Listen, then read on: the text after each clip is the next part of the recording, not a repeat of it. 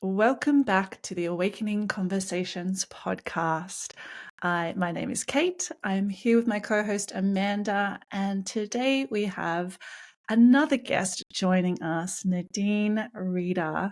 Nadine is a dear friend of mine that I met when we both lived in Dubai. We now live in different parts of the world, and it's just incredible to me that our lives in some way, while completely different, have followed a similar path of awakening, and I cannot wait to share Nadine's story with you. To let you know a bit more about Nadine, she is a Los Angeles-based holistic women's wellness coach whose journey into the realm of wellness began with a personal quest for self-discovery and a deep-seated passion for physical training. After 15 years of coaching, she realized that the conventional approach to wellness, one size fits all, was not cutting it for her or her former clients' unique journeys. This realization sparked her mission to guide women on a path of discovering their own individual essence.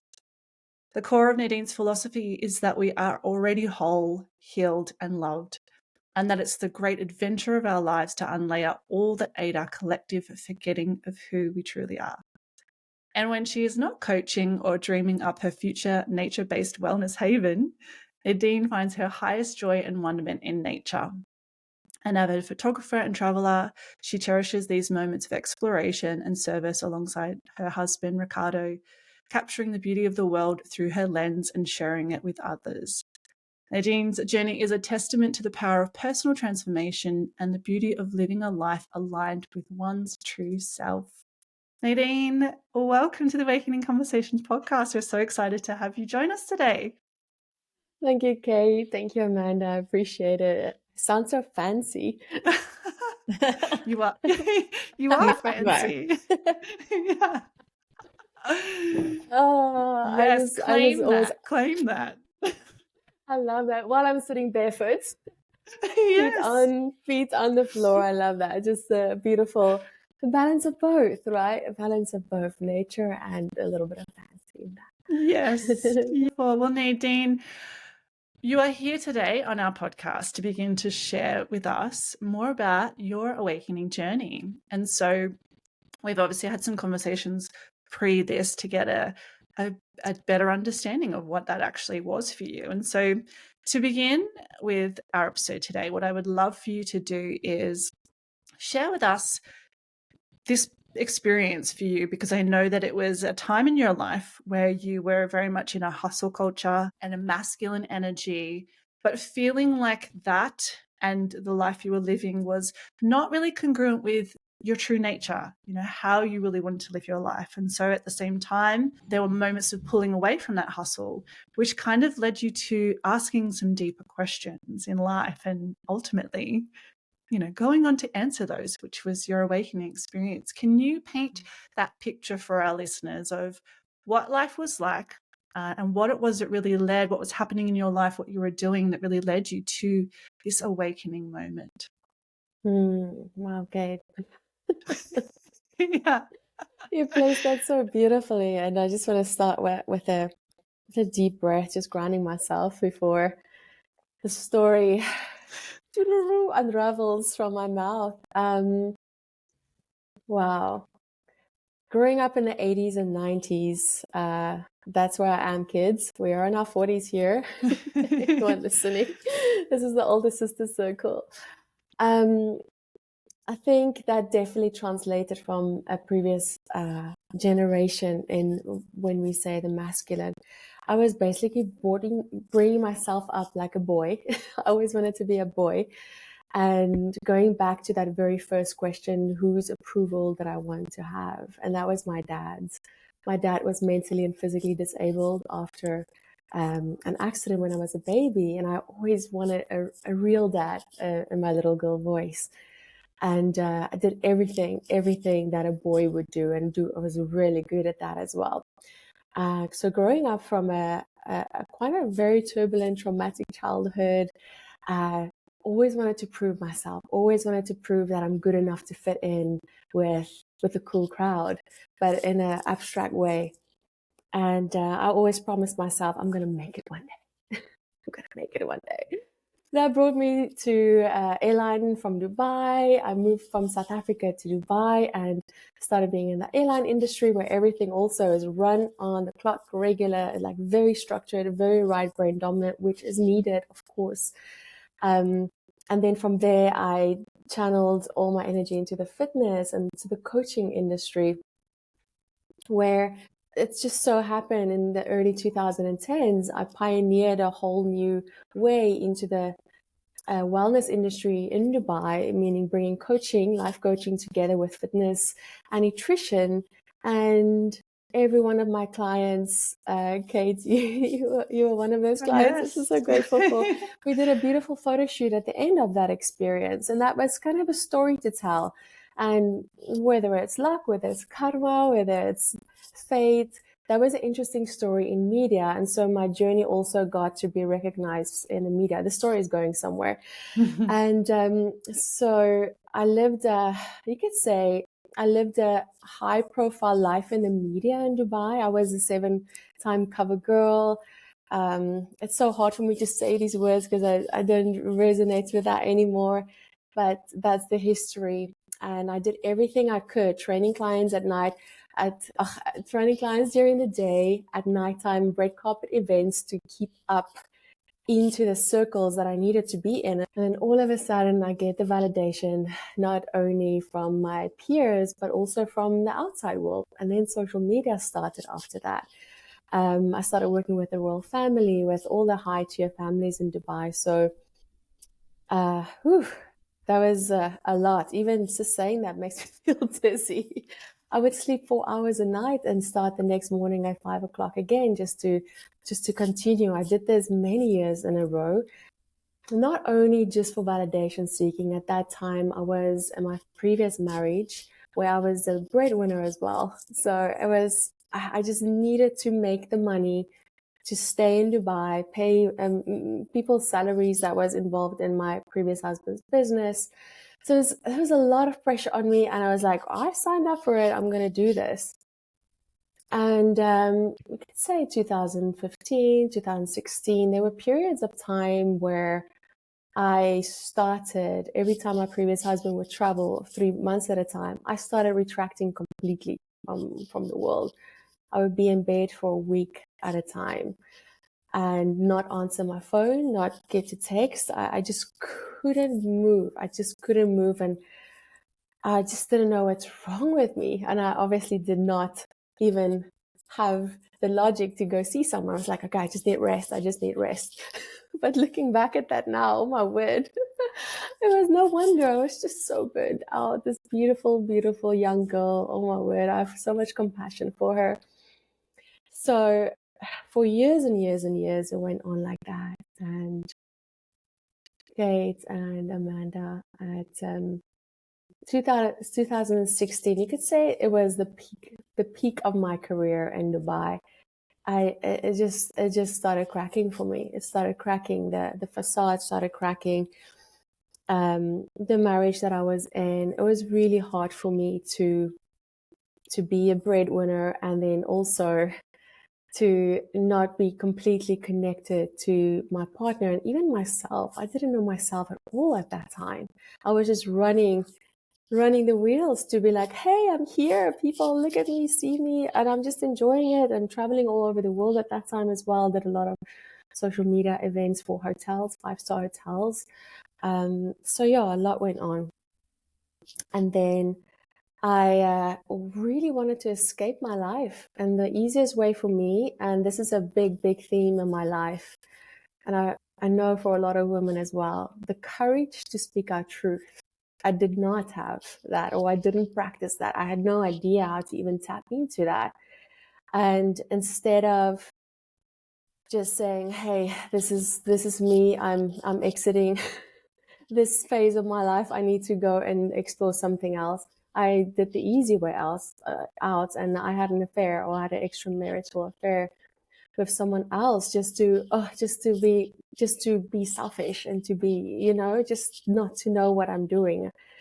And that just absolutely ended a disaster for myself, and truly just taking full responsibility in that.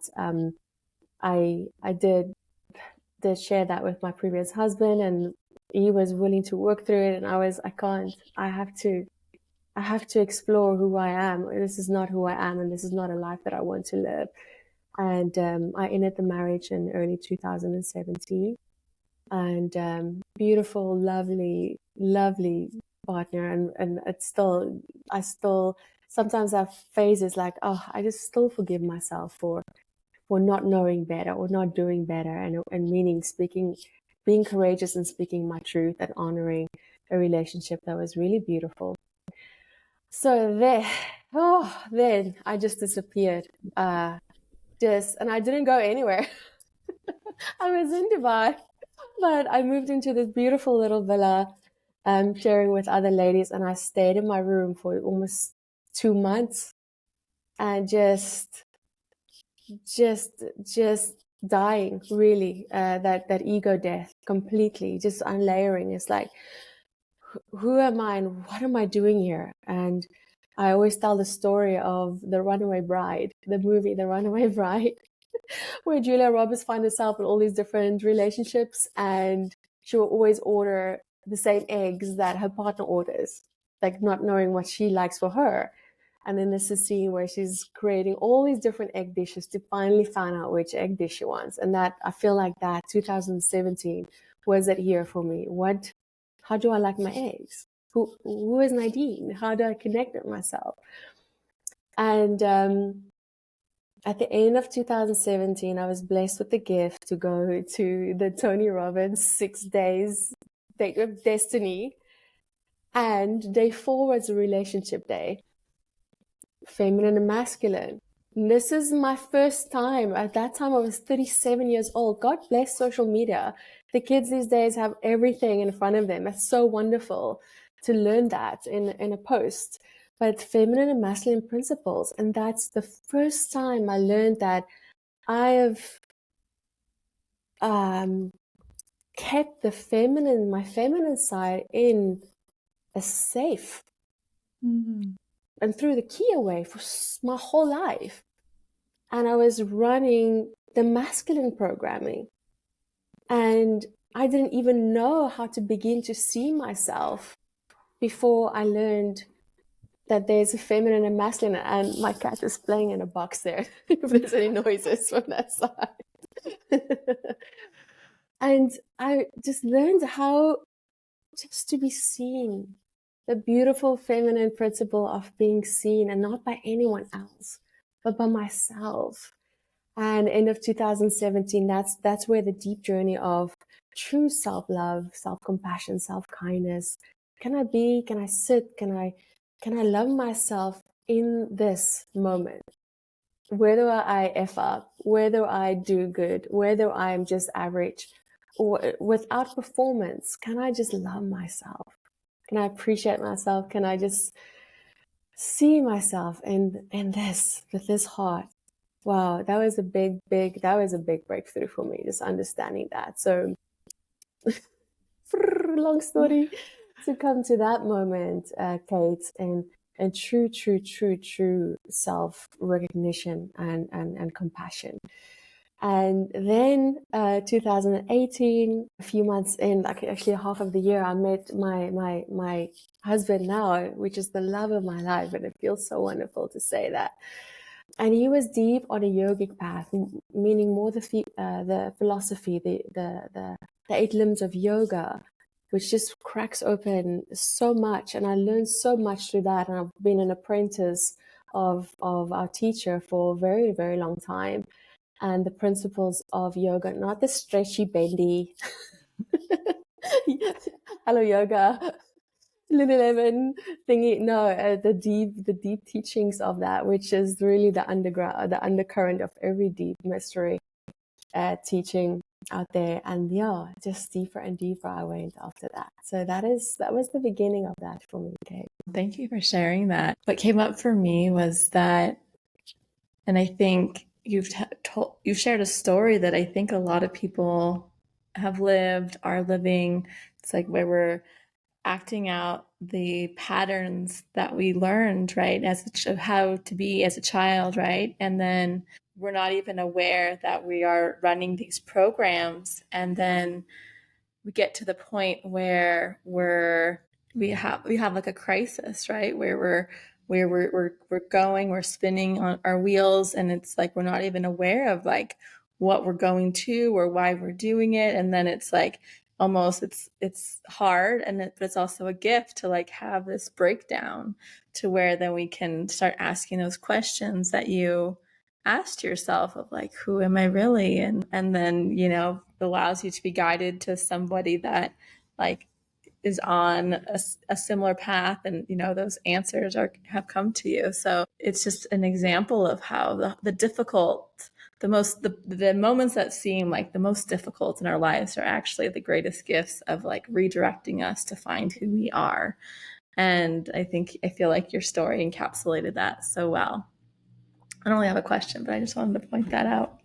Thanks, Amanda. It's true. It's often when I'm working with a client or a woman, I love women hearts, when there is almost a catastrophic moment of crisis. In my heart, I'm like, good.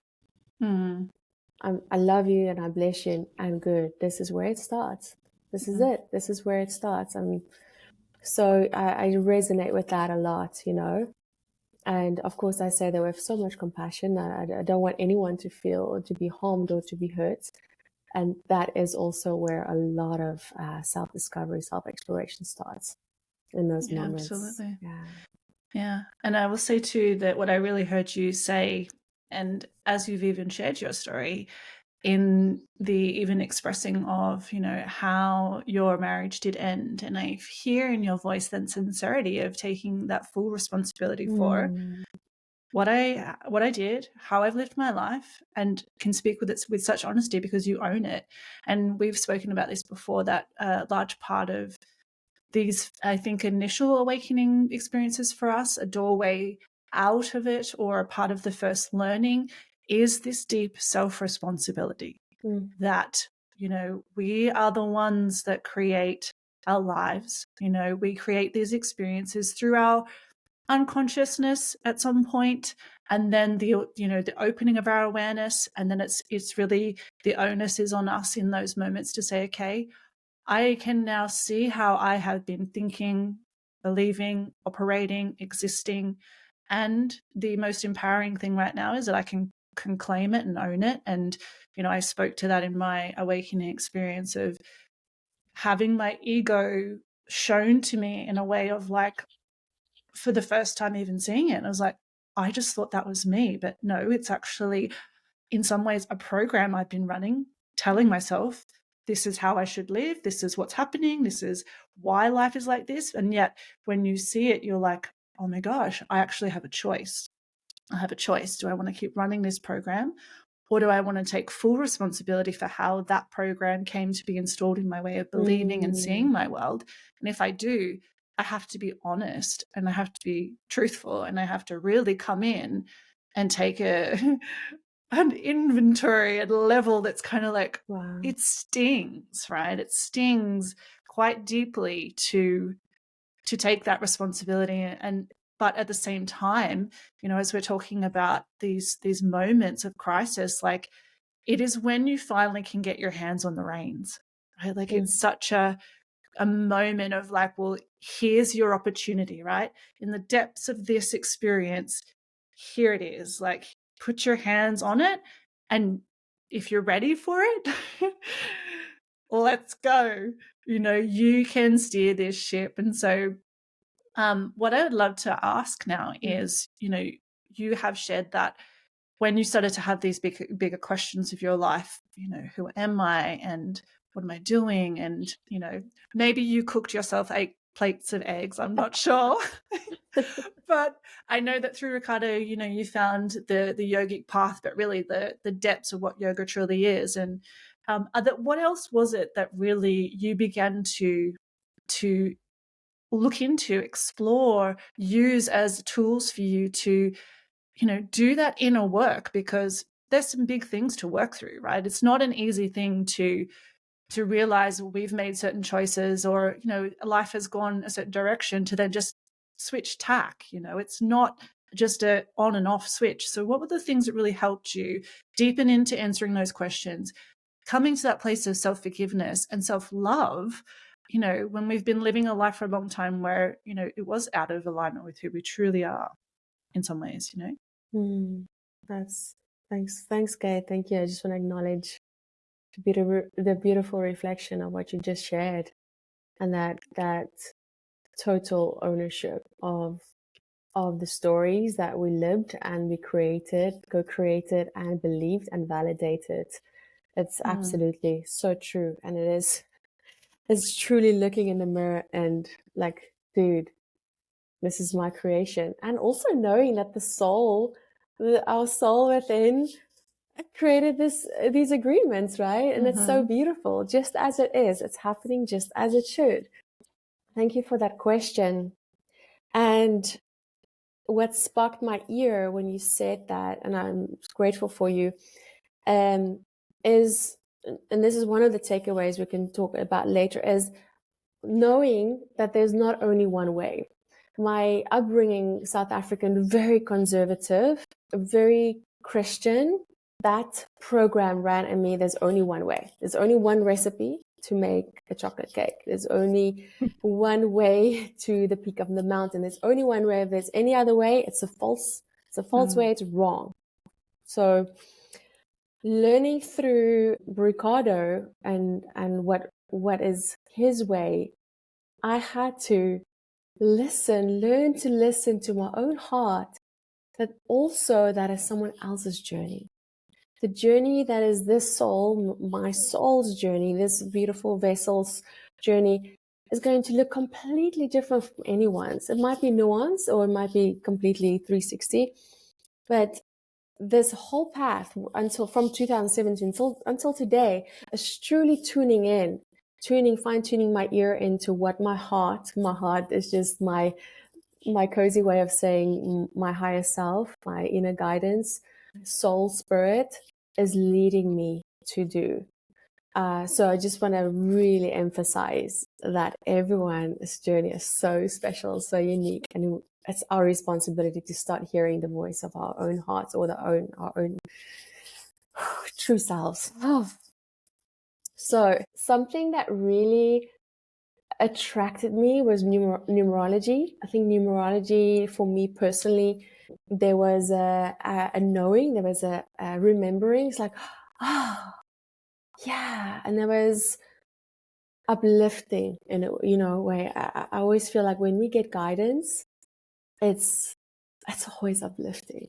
It's never like demoralizing or fear-based. It's always like, oh yeah, I got it.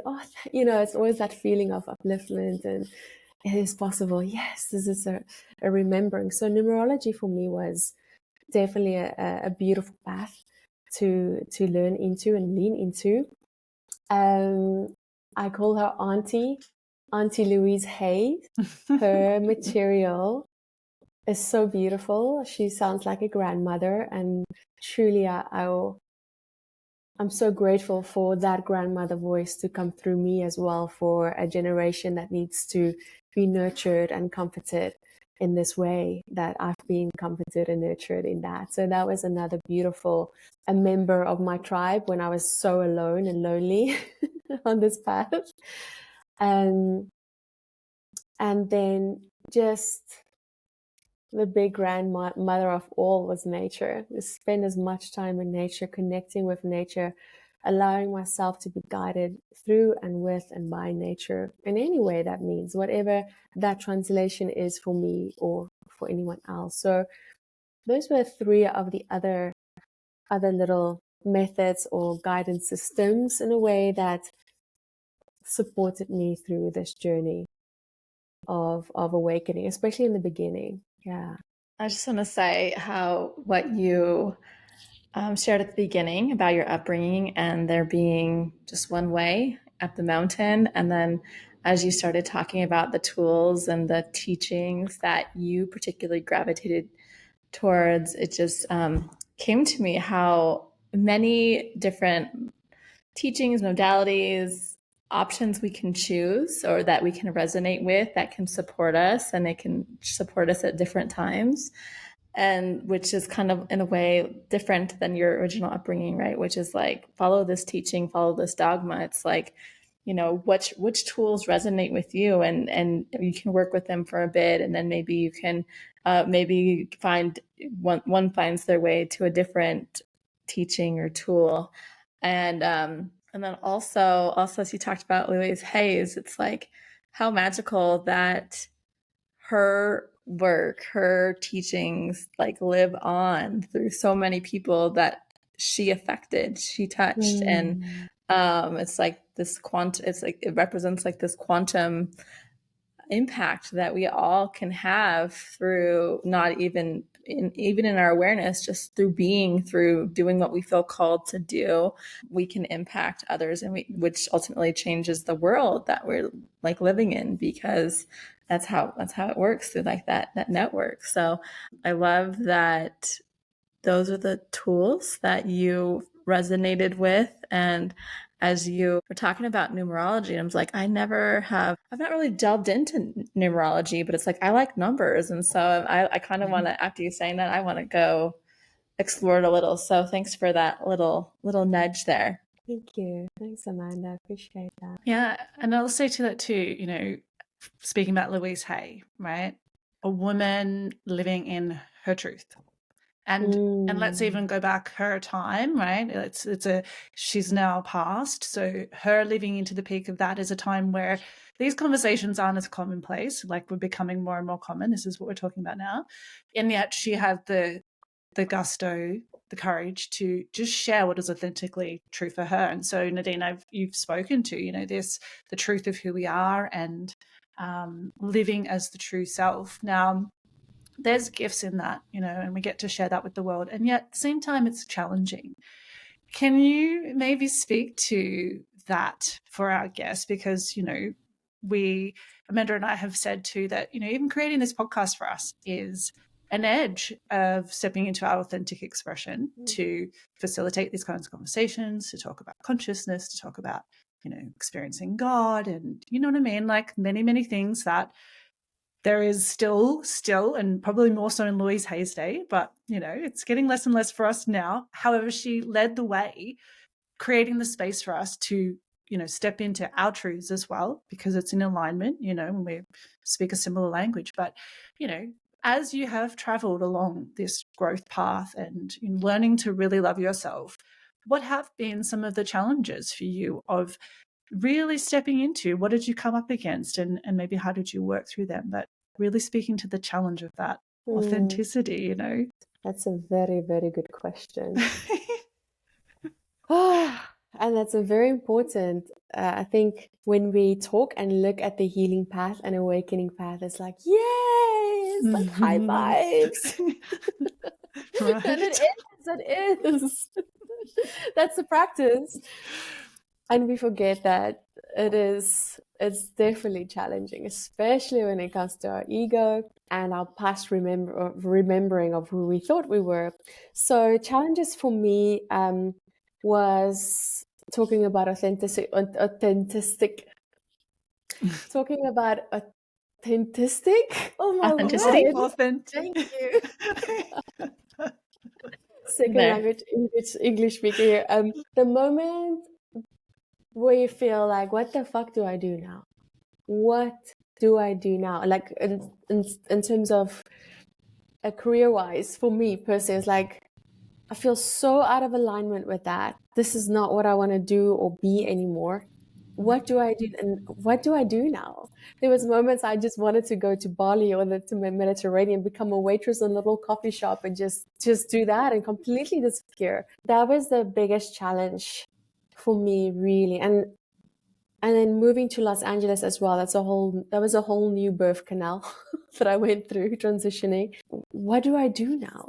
It's really that. That was really challenging for me, because sometimes we are on a career path that feels completely different or out of alignment to our new consciousness or our new awareness, our new witnessing of ourselves, that it's like a really starting over completely. So that was a very big challenge for me. And then another challenge that I accepted for myself was really moving through grieving of the old. I often tell my friends here in Los Angeles, like, when I walked into a gym or anywhere really in Dubai, like, people were like, "Hey, that's Glory Girl." That was my previous business name. That's, "Hey, Nadine, hi." It was so easy to connect through the knowing of who I was. And walking in somewhere here, I'm like, and it's like, "Oh yeah, I'm nobody. Oh yeah, I'm nobody." And loving myself as that. And, and it might sound very strange to hear that, but it's so important. It just was so important for me to go through an ego death on ego death on ego death, completely clean, naked, new little baby into the world. And hard as well. It was definitely a big grieving of that. For me personally, what I also allowed in this life, Amanda, in my former existence, I had 6-pack abs and I was very toned and very, like, photo shoot ready around every corner. I gained a lot of weight. I call it I just went into softness. I completely went into the feminine. I let the masculine just so far behind. I did the opposite. I just embraced the softness, and I became so gorgeous and curvy over the last few years, and truly grounded myself in love in that as well. And from my former career consciousness, that's the hardest thing to do, because that's who you are. You are as good as what you look. So that was a challenge for the ego, and such a deepening for my heart and the feminine. And it's really the last 3 months that I've started to come into balance. It's like, okay, I'm ready for balance. I'm ready for them, just embracing, loving on the masculine, loving on the feminine, bring them together, and let's be aligned, completely aligned now. So it's been a journey for me. My goodness. So, Kate, I'm sure there's a few other things, but the biggest challenges was definitely, what do I do now in my career? And then just grieving the old, and it's like, okay, who is this new person, and how does she express herself? How does she show up in the world? Yeah. And what I really heard you say too, and I think this is important to know, is that especially when we've been operating in such a way, like out here in the masculine, for us to even find that middle ground, the pendulum has to swing all the way out to the full feminine, right? We've got to go to the depths of that to surrender, to let go, to be able to release whatever we're releasing ourselves from. And when the time is right, when we've fully nurtured ourselves in that, experienced it, come to know it, healed in this opposite, we can swing back, and the pendulum can find that beautiful middle ground of, now I know what the feminine is and I know what the masculine is. I know my edge here of when I'm crossing up to masculine, because I've been there. And I also know too when, maybe there's not too much feminine, I'm sure there is, but you know what I mean, when we're just waiting to receive and not doing any of the actions. So you've now had this beautiful experience that gives you this knowingness of how I wish to be, where my edges are. And, Amanda and I both spoke to boundaries, where we get to then take on more of that self-responsibility of knowing, okay, this is too much here and that is too much there. And who I am now in that space is a greater awareness of how I want to show up in the world, how much of my masculine I'm going to operate from, learning how I can balance that with my feminine side. And I think what I really beautifully have seen you do, especially as you've now gone on to open your studio, is I've seen that shift of you. You so beautifully embody the feminine. It radiates out of the sound of your voice, how you are, how you look. You're just one of the most beautiful human specimens. And now I see you really claiming your path of yes, I've been in that masculine, I've had my feminine moments, and now I'm kind of marrying the two to now be of service and bring this understanding, this learning, this knowledge of how we can dance through life with that sense of wholeness. I guess I really, would put that word to it for you, because I know that you're now doing work with people one-on-one, as we said in your introduction, that it's not just about the training and the getting your body into a healthy state, but it's so much more of who we are. There's the soul, there's this other part of us that I think we've said is a big thing that we awaken to through our awakening journey, is that we are a soul as well, and that has a very different quality, and creating that connection with our soul is, I think, one of the most profound experiences, which, when we are able to take that responsibility, face the ego, grieve through those ideas of who we are, that's what's kind of left in that vulnerable space, is a greater connection. Would you say that that's something that you really could speak to? And was your experience, when, as you've kind of delayered with these, facing of your grief and each of those challenges that you faced through claiming your authenticity? Yeah, absolutely, Kate. Deeper connection with self, and then deeper connection with divine mother, divine father, all that is. Absolutely. There's just a constant plugged inness, for me, on the yogic path, there's a very specific sadhana or spiritual practice in the mornings, and I've done that for many, many years.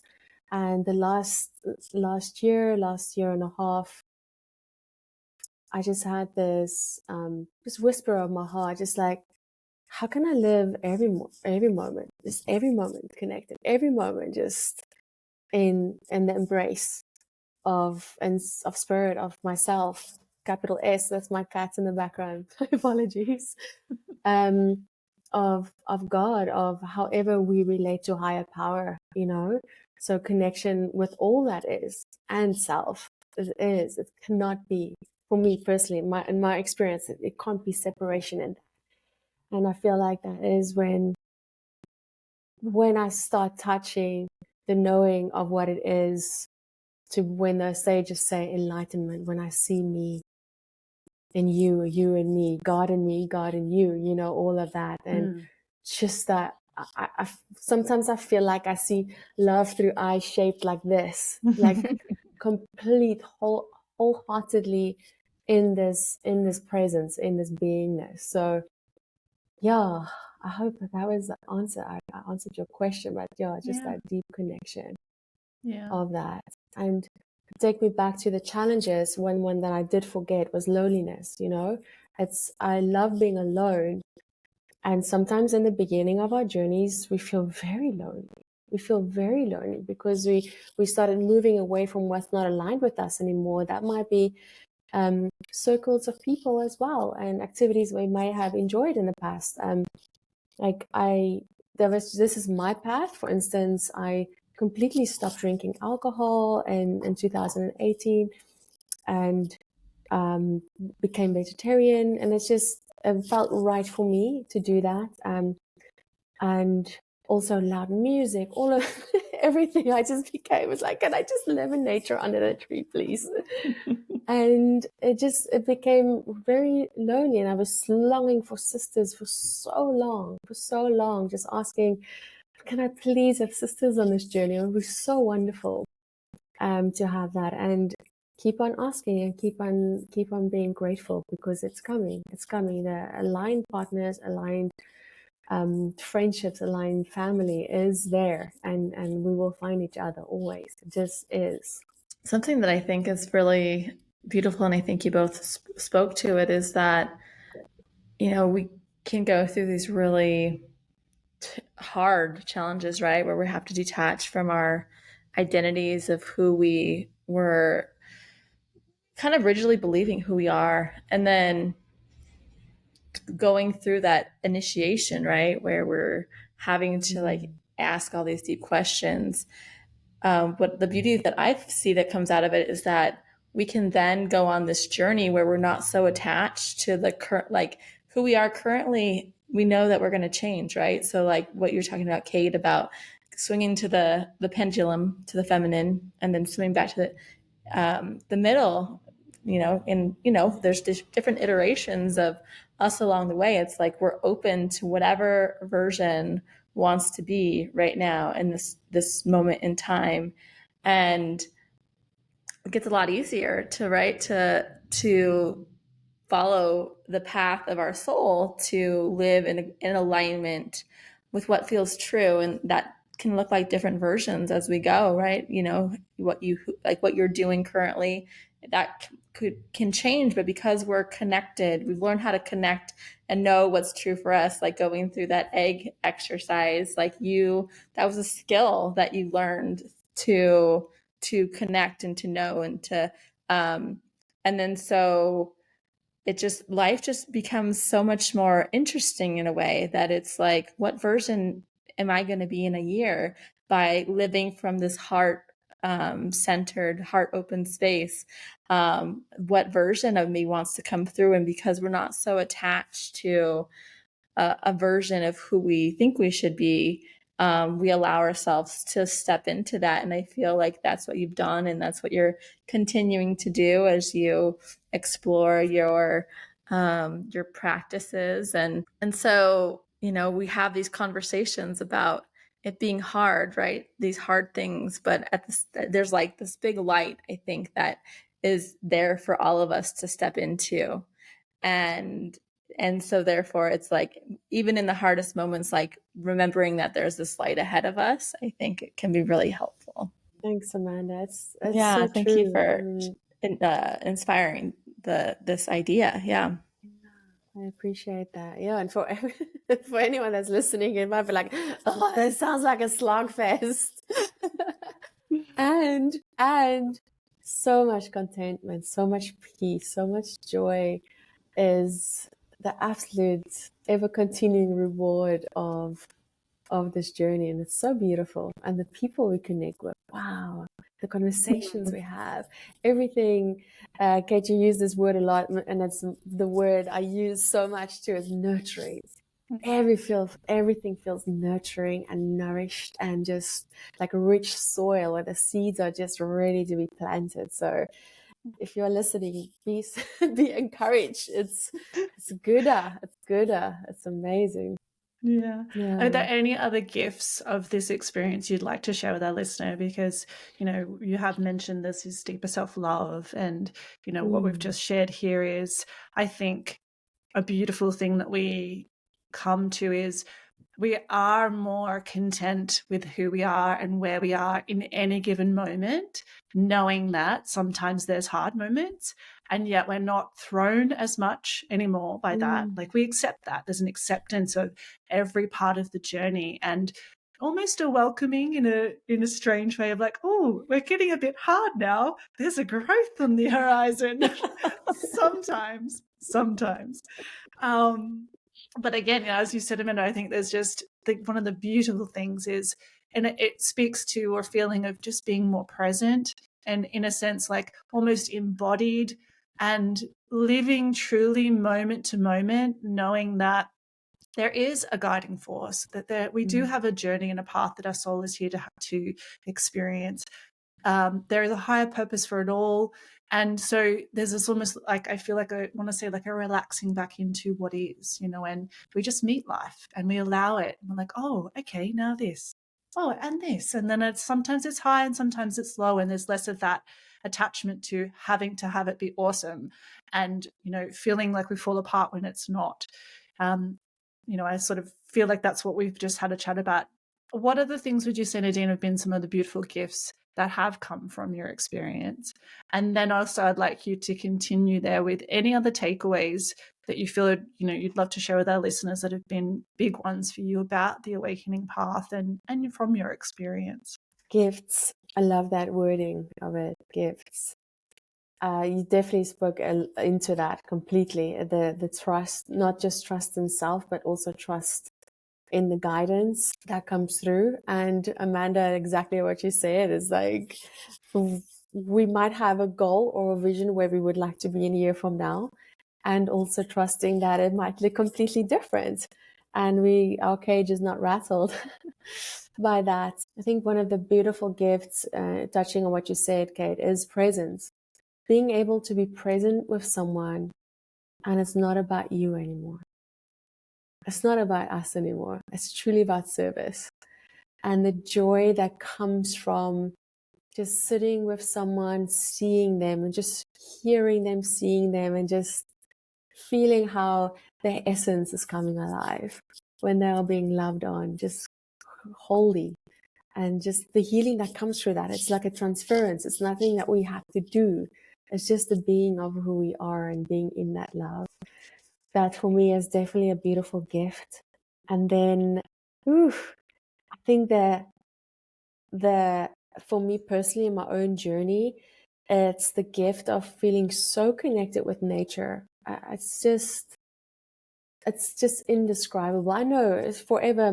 Since a child, I've always been enchanted by everything of nature, and I thought it was just like, oh, that's just a thing, you know. But now understanding there's all these beautiful green beings and all these beautiful animals. Every kingdom has a message for us. There's guidance in everything, and there's almost like a playful game to tap into that and to see the guidance that comes in from all the angles. It's again, for me, I think my message for me, the lesson that I had to learn is there's no templates, there's no recipes. It's just for one single person. There's guidance that comes through every single facet of life. And I love being open to that. It's like, I call it magic. It's just the magic of being alive. It's just, there's little breadcrumbs everywhere. And I love to follow that. And especially if it brings joy and it brings upliftment, I'm there for it. Gifts, the alignment there's a deep alignment that comes with living in our soul's truth. And of course, it's a practice and it's a practice and it's a practice. With ego, sometimes it's always there and sometimes we forget. There's an alignment with virtues like honesty, like contentment, like, you know, truly respecting life in all forms, love, compassion. There's these universal principles that we come into alignment to when we're on this path. And I honor that. I honor that deeply. And there's a respect that comes from for teachers, whether it's wise women, whether it's wise men, whether it's, again, the plant or animal kingdoms or heavenly bodies. There's just so much deep reverence for life. And I think the last one, it's still a practice sometimes, is knowing that this body and this mind is going to end one day. We are all going to die. We're all going to die, whether it's today, whether it's in the near future. This life is going to an end. And this beautiful gift that we are living is going to end. And that's okay, because there's a whole new journey that lies ahead on the other side. So the gift of understanding that, so the fear of death, it's almost like there's no more. Kate, you mentioned that there's a relaxing in what is. So whether it's a death of loved ones, which I've had plenty of over the last few years, is there's an understanding. It's like, I'm so happy for them. They're going home. So it's like, and of course the grief of not having, my dad passed away in 2020. It was a beautiful shift for me as well. But it's a knowing that, so happy for them. Wow. So yeah, that's a few of the things that I can touch on in that. And then you ask if there's any other takeaways. I always ask myself, what would I tell myself from 7 years ago? What would I tell her? What's the message that I will share with her to make her feel more encouraged and comforted on this journey? And that is just to truly, truly trust in your heart, truly tune in. The heart speaks softly and with love. And the heart, again, when I talk about my heart, I talk about my higher self, true essence, soul, spirit.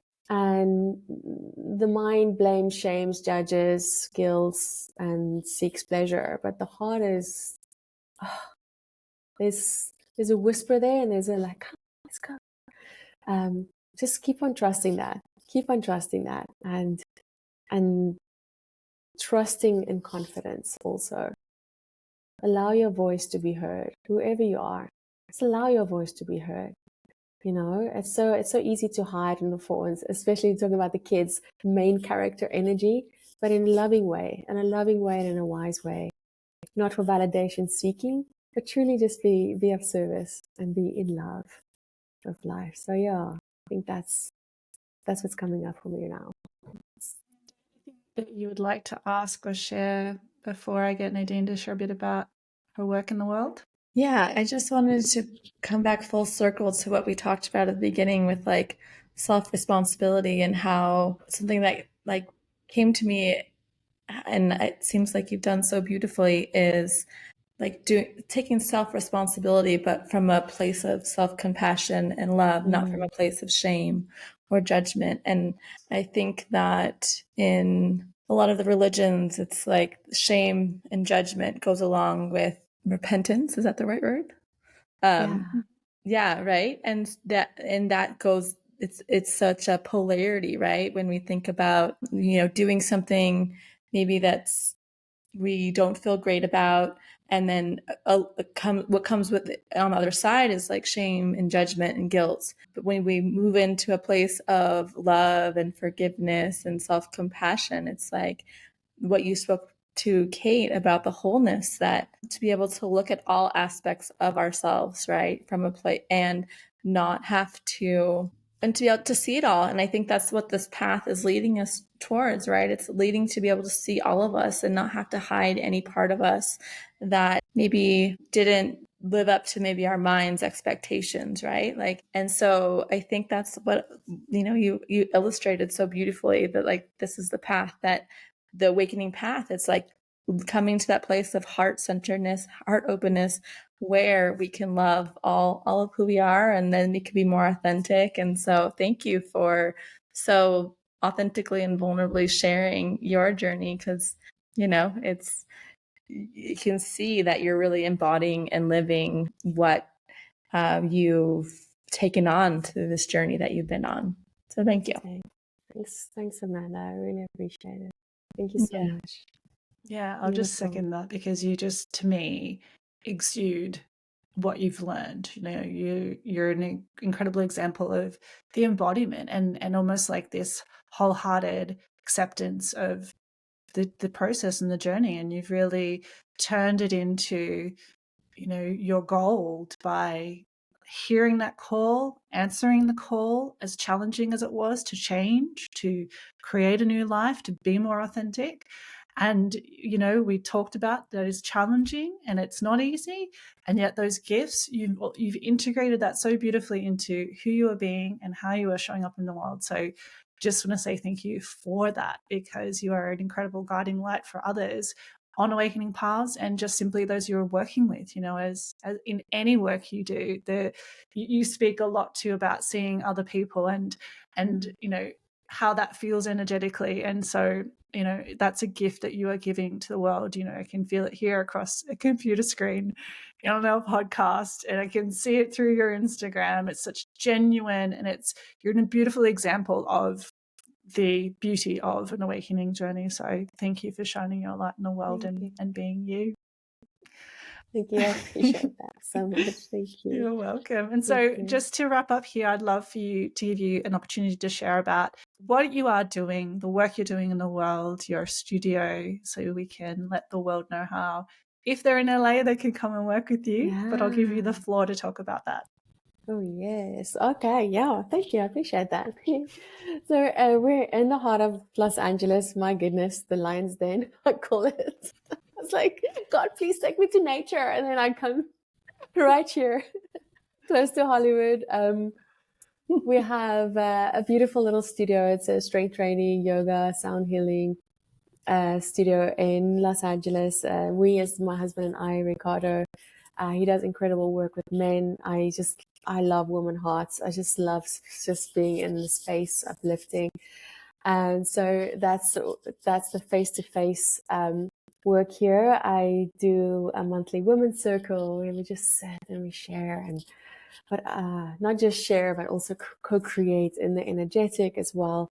And then my offers to clients is 101, and like I mentioned, it's so easy just to be a template, running a template, and you have experience of that, Kate, with me. Actually, you started earlier in my career together, where it's just a nutrition plan and just a workout program, and there you go, and here we are in 2024. We know there's so much more. There's so much more in this body and this mind than just training and just nutrition.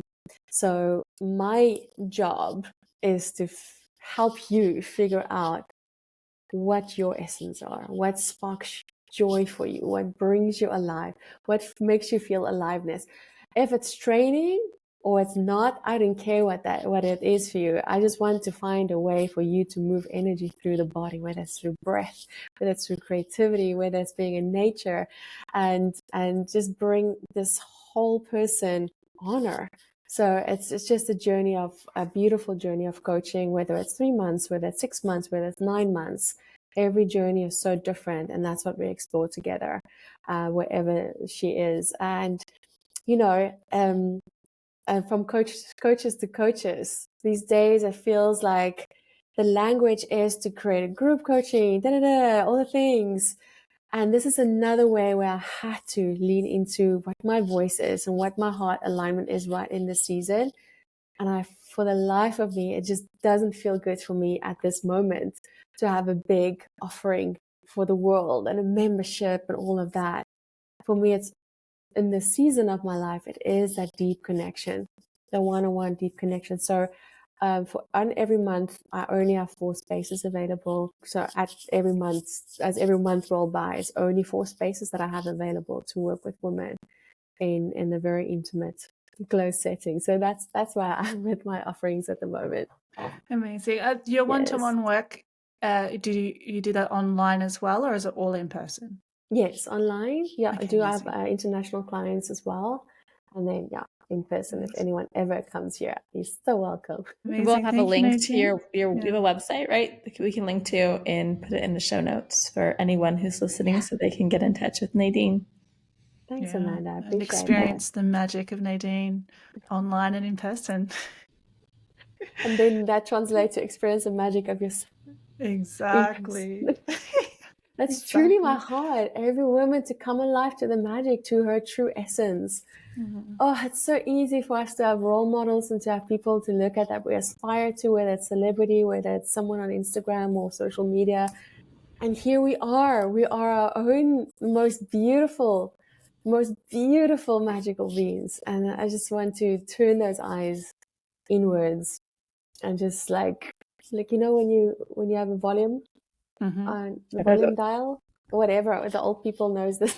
In the car still, at least, or volume buttons. Okay, turn that shit up. Exactly, and just come alive to your, oh my word, your own beautiful magic. Yeah, that's it. Yeah, amazing. Incredible work that you are doing, and needed, because this is a ripple effect of us all shining that light that creates a very different world. And so thank you for what you are doing, and thank you for being a guest on our podcast. We hope everyone enjoyed this conversation. Please do go and check out the links for Nadine's work, and we will chat to you in the next episode.